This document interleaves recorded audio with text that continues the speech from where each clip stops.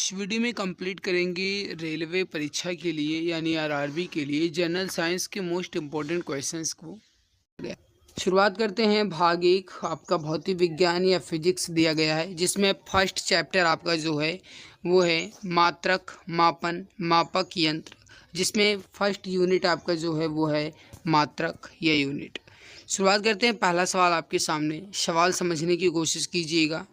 सवाल नंबर एक आपके सामने है कि निम्नलिखित में से कौन सी शक्ति की इकाई नहीं है। आपको बताना है कि इसमें से कौन सी शक्ति की इकाई नहीं है।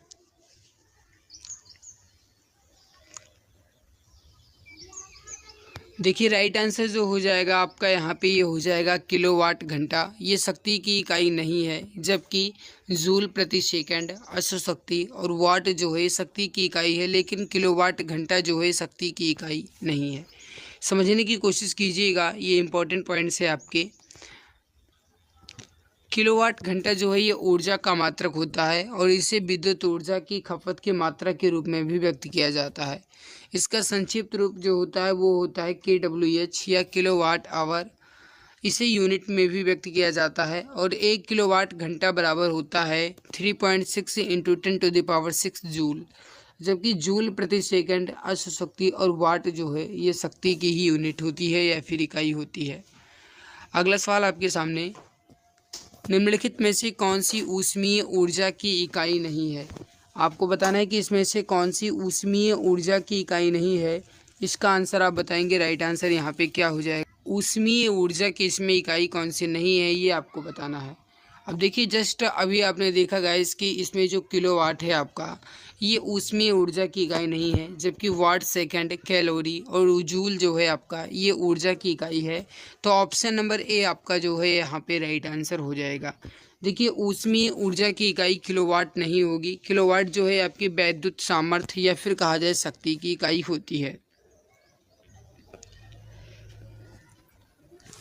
अगला सवाल है कि प्रेरित विभवांतर की एसआई इकाई क्या है। प्रेरित विभवांतर की एसआई इकाई क्या है, इसका आंसर आप बताएंगे।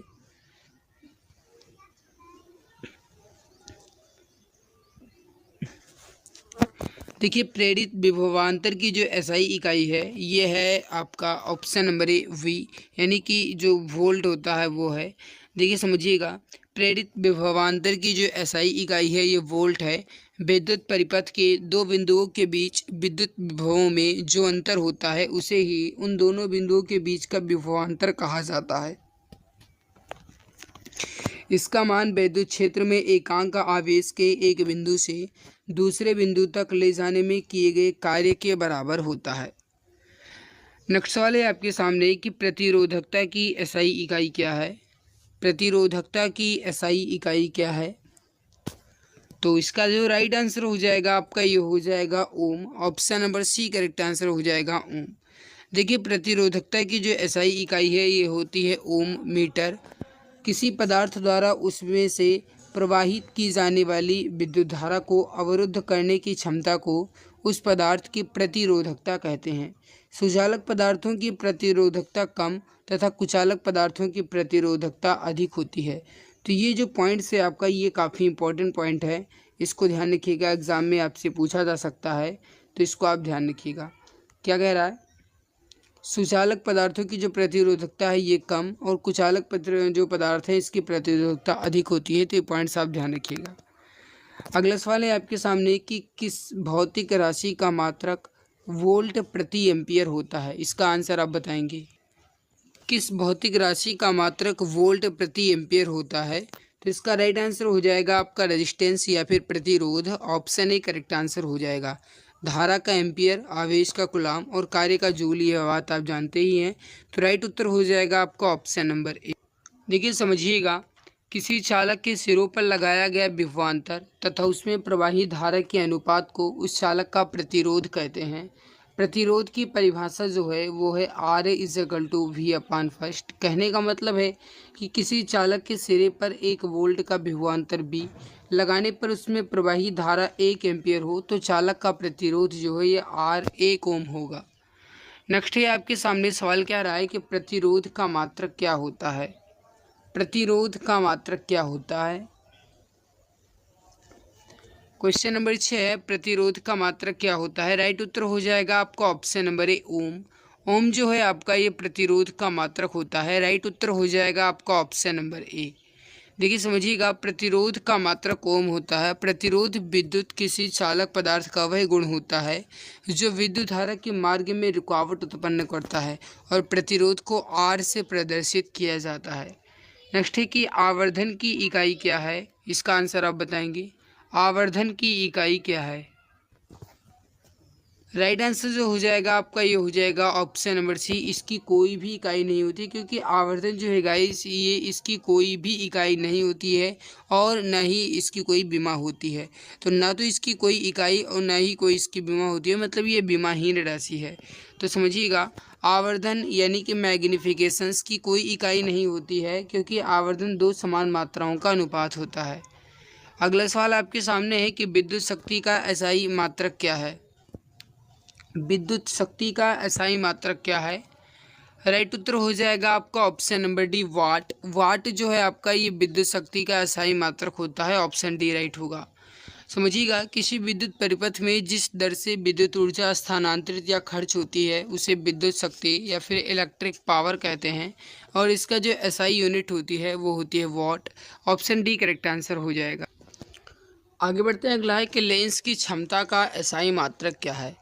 लेंस की क्षमता का एसआई मात्रक क्या है? तो ऑप्शन बी डायोप्टर आपका राइट आंसर हो जाएगा। ऑप्शन बी करेक्ट आंसर आपका हो जाएगा। और जो लेंस की क्षमता का मात्रक है डायोप्टर, इसे डी द्वारा प्रदर्शित किया जाता है, इसको भी ध्यान रखिएगा। नेक्स्ट है आपके सामने कि फोकस दूरी की एसआई इकाई क्या है? फोकस दूरी की एसआई इकाई क्या है? इसका आंसर आप बताएंगे। राइट आंसर यहाँ पे क्या हो जाएगा? तो सही आंसर जो हो जाएगा आपका option number A, metre. Option A correct answer हो जाएगा, मीटर। फोकस दूरी की एसआई इकाई मीटर होती है। नेक्स्ट है आपके सामने कि विद्युत ऊर्जा का वाणिज्यिक मात्रक क्या है? विद्युत ऊर्जा का वाणिज्यिक मात्रक क्या है? राइट आंसर हो जाएगा ऑप्शन नंबर डी, किलोवाट घंटा। ऑप्शन डी करेक्ट आंसर आपका हो जाएगा, किलोवाट घंटा। नेक्स्ट वाले की प्रतिरोधकता की एसआई इकाई क्या है? प्रतिरोधकता की एसआई इकाई क्या है?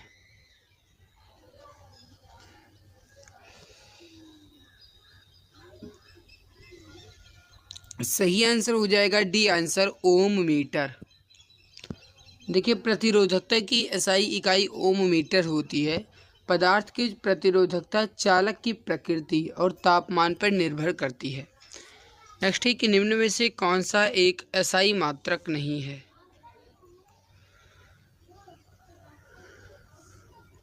निम्न में से कौन सा एक एसआई मात्रक नहीं है? इसका आंसर आपको बताना है। आरआरबी एनटीपीसी स्टेज 2 13 जून 2022 के द्वितीय पाली में पूछा गया सवाल है।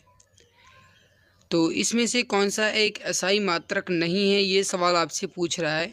राइट उत्तर हो जाएगा आपका ऑप्शन नंबर एक, कैलोरी। कैलोरी जो है आपका ये एसआई मात्रक नहीं है, जबकि कैलोरी जो है आपका ये सीजीएस पद्धति में मात्रक है।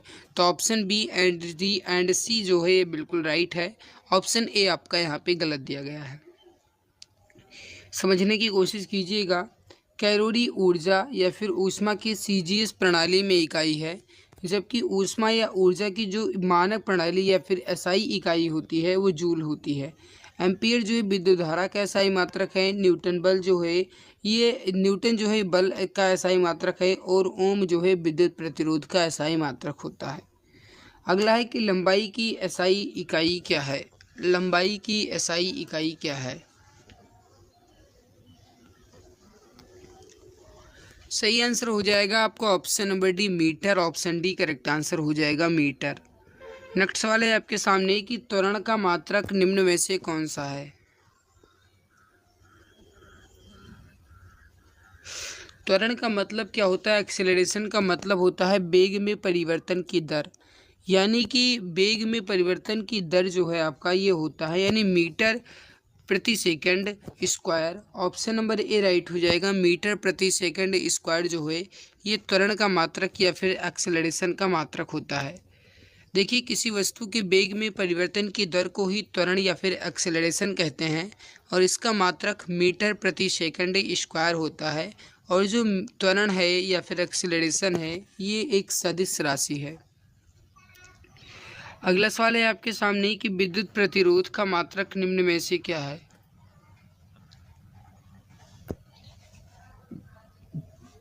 विद्युत प्रतिरोध का मात्रक इसमें ओम हो जाएगा। ऑप्शन बी करेक्ट आंसर आपका हो जाएगा, ओम। देखिए समझिएगा, शक्ति का जो एसआई मात्रक होता है ये वाट है, विद्युत प्रतिरोध का एसआई मात्रक ओम, विद्युत आवेश का कूलाम और बल का एसआई मात्रक न्यूटन होता है। रेडियो धर्मिता की एसआई इकाई क्या है। रेडियो धर्मिता की एसआई इकाई क्या है।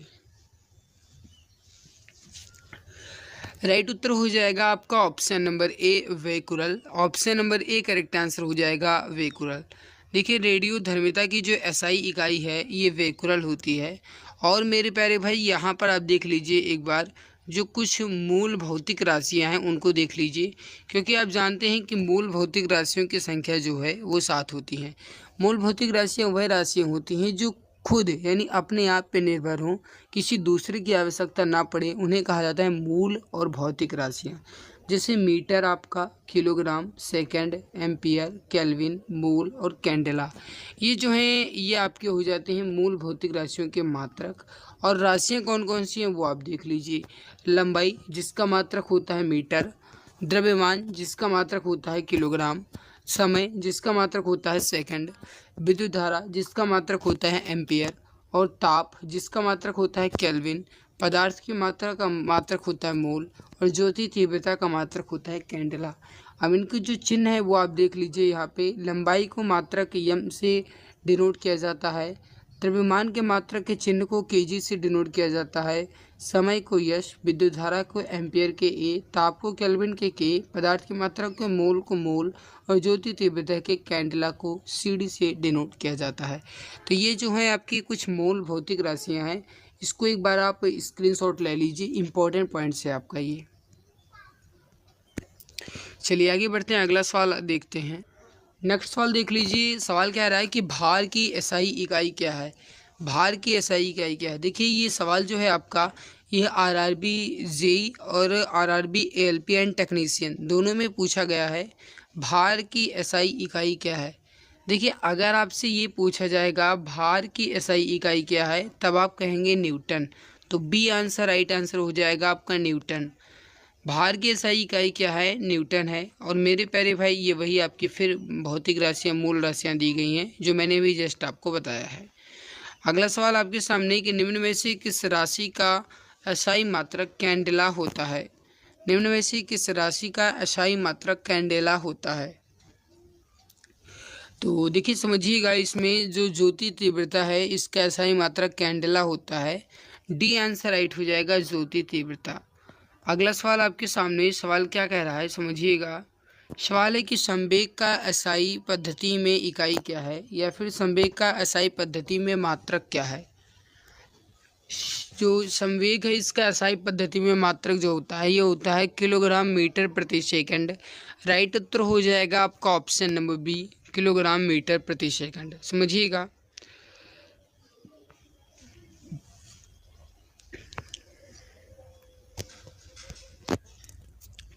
किसी वस्तु के द्रव्यमान एवं उस वस्तु के वेग के गुणनफल को ही वस्तु का संवेग कहते हैं।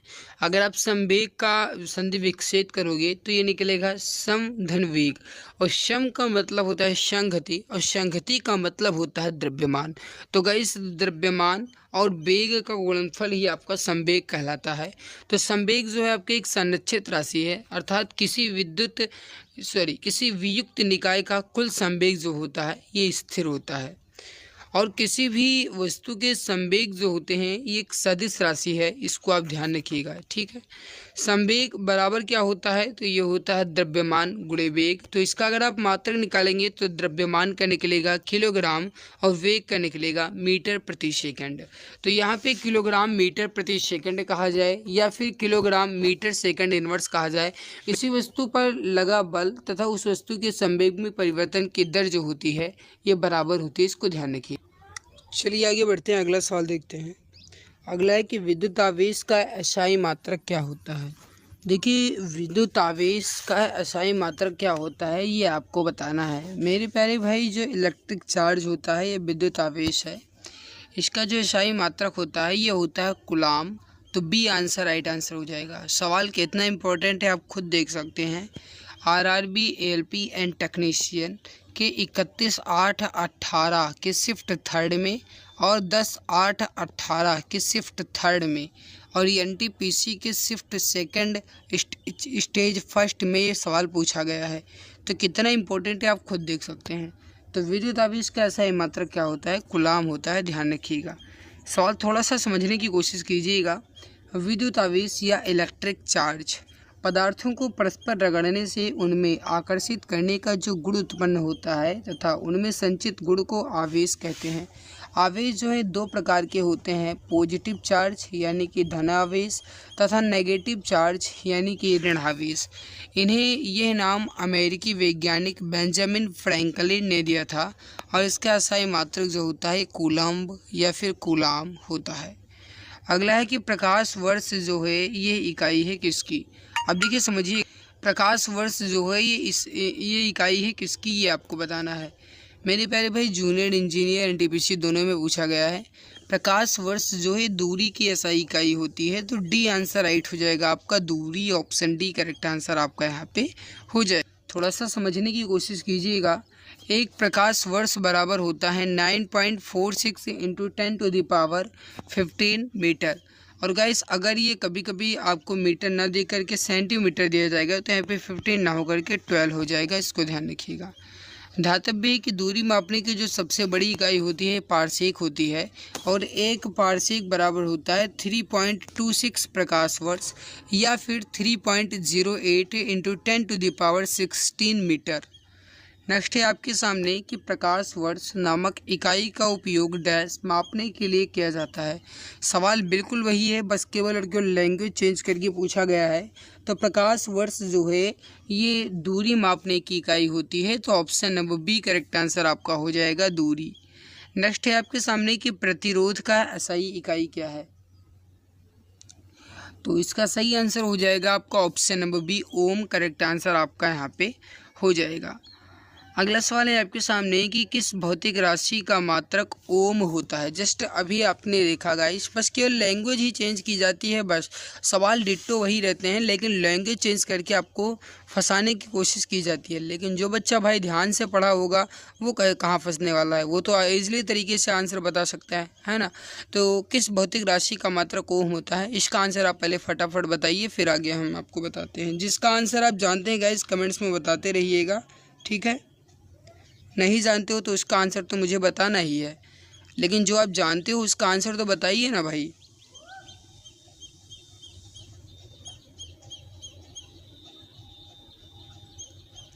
तो देखिए किस भौतिक राशि का मात्रक ओम होता है। जस्ट अभी आपने देखा मेरे प्यारे भाई कि प्रतिरोध जो है इसका जो मात्रक होता है ये ओम होता है।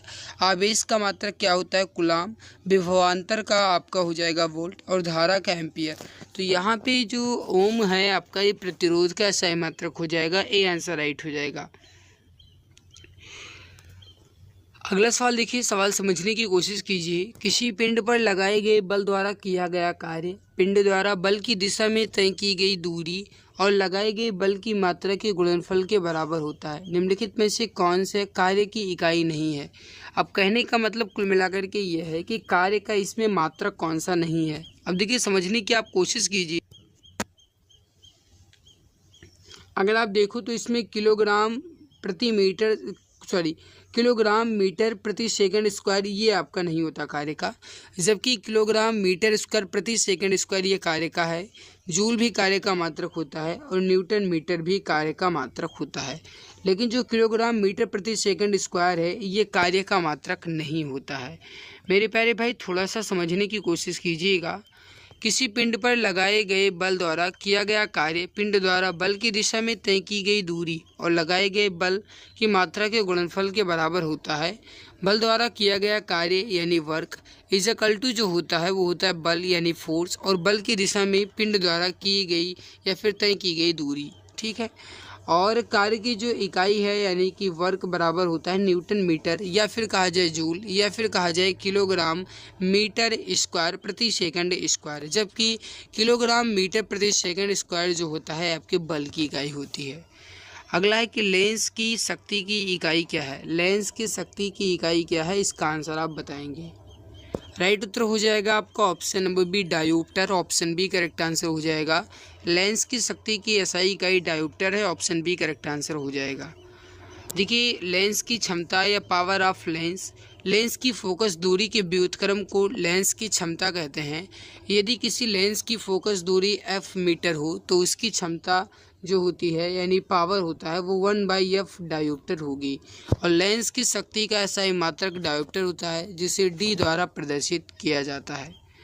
अगला सवाल देखते हैं। उससे पहले थोड़ा सा एक्सप्लेनेशन ज़रूरी है, देख लीजिए मेरे प्यारे भाई। अगर आपको ये वीडियो अच्छी लग रही है तो वीडियो को लाइक करना आपकी जिम्मेदारी है। आपका ये फ़र्ज़ बनता है कि अगर कोई बंदा आपके लिए मेहनत कर रहा है तो आप इसको और भी ज़्यादा ऊर्जा देने के लिए वीडियो को लाइक कीजिए।